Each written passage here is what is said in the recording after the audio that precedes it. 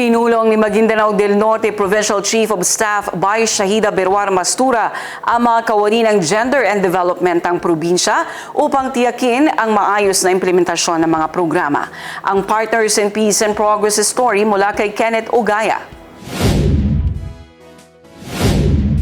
Nagharap sa pulong si Maguindanao del Norte Provincial Chief Staff by Shahida Berwar Mastura at mga kawani ng PGO, Gender Development Office at tinalakay ang kasalukuyang estado at progreso ng mga planadong aktibidad, programa at implementasyon ng social services ng lalawigan.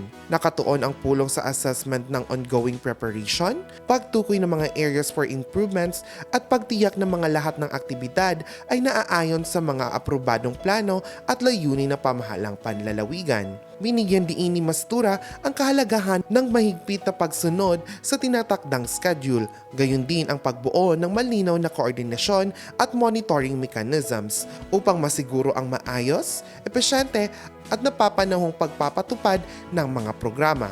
Higit pa rito, iginiit niya ang pagpapahalagas ng pagkakaisa at pagtutulungan sa hani ng mga tanggapan. Aniya, ang tagumpay ng bawat aktibidad ay bunga ng kolektibong pagsisikap ng lahat ng may direktang ambag sa kalahatang kaunlaran ng lalawigan. Ayon sa pamahalaang panglalawigan, ang ganitong uri ng regular na koordinasyon ay mahalaga upang matiyak ang mga programang ay hindi lamang napaplano ng maayos, kundi na ipapatupad ng may kalidad at malino na resulta para sa mamamayan. Kenneth Ogaya, iMinds Philippines.